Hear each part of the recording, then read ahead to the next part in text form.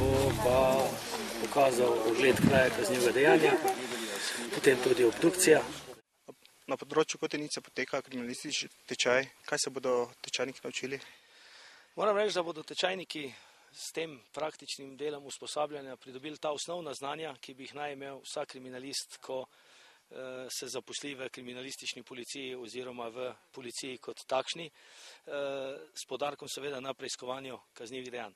Poleg samih kriminalistov so tle z nami tudi kolegi iz Centra za forenzične preiskave in pa gostujejo tudi kriminalistični preiskovalci vojaške policije. Ta osnovna znanja, ki jih tle pridobijo v teh 14 dneh, moram reči, to je resnično tista osnova, ki bi jih naj vsak pridobil. Vsak kriminalist na področju dela, ki bo potem izvajal svoje dela in naloge, pa se mora seveda potem izobraževati naprej.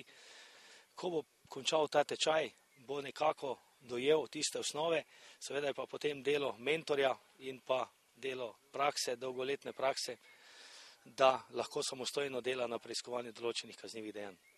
Danes smo na območju Kočevske reke. Kaj se dogaja tukaj? V današnjem dnevu opravljamo preiskovanje oziroma opravljajo kolegi oglede različnih situacij, tle 8 različnih krajev suma kaznivih dejanj. Seveda ponekod se bo sum potrdil, ponekod ga bodo ovrgli. Obravnava se problematika, rekel sem tako, imenovanega področja krvnih deliktov.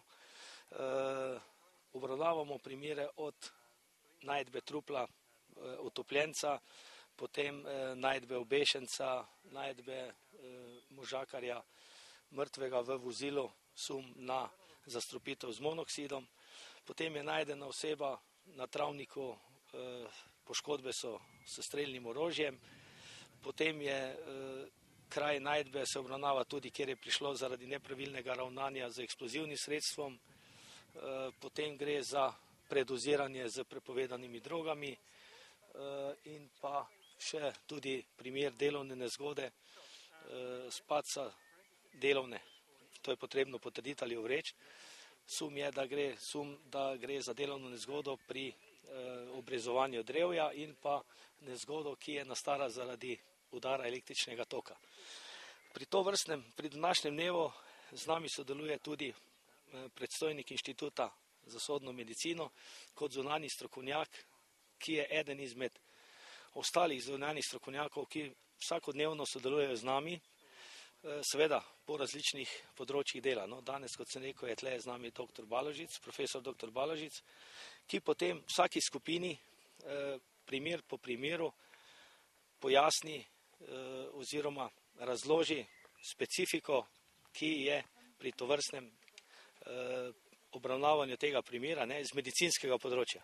Samo izredno sodelovanje kriminalista in pa tudi strokovnjakov z medicinskega področja pri tovrstnem obravnavanju problematike lahko pri tem prinese do uspešnega zaključka primera. Kako poteka delo sodnega izvedenca? Ja, zdaj sodni izvedenec oziroma naš dežurni zdravnik, to je za področje Ljubljane, širše okolice in tistega, kar pokriva policijska uprava Ljubljana, naš dežurni zdravnik sodeluje v vseh komisijskih ogledih trupel sumljivih smrti. Torej, to je od samomora do delovnih nesreč, do prometnih nesreč, do kaznivih dejanj umora in tako naprej. Torej, vse je tam, kadar je postavljen nek sum neke smrti v izrednih okoliščinah ali pa nenaravne smrti.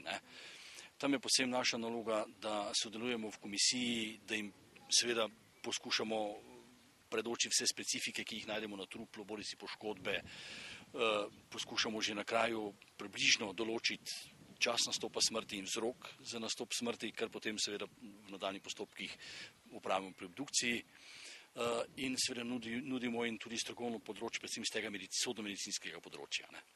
Če primerjamo delo sodnih izvedencev v priljubljenih televizijskih nadaljevankah in vaše delo? Je podobno, ravno tako smo forenziki, če se smemo tako imenovati.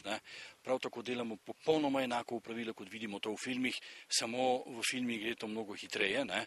Pri nas gre to malo počasneje, ker enostavno neka preiskava, recimo nek DNK, od vzorca pa do rezultata poteče najmanj 24 ur. Jasno, to ni film, v filmu mora biti to v nekaj minutah, ker je pač toliko na razpolago za film. Drugače so pa postopki popolnoma enaki.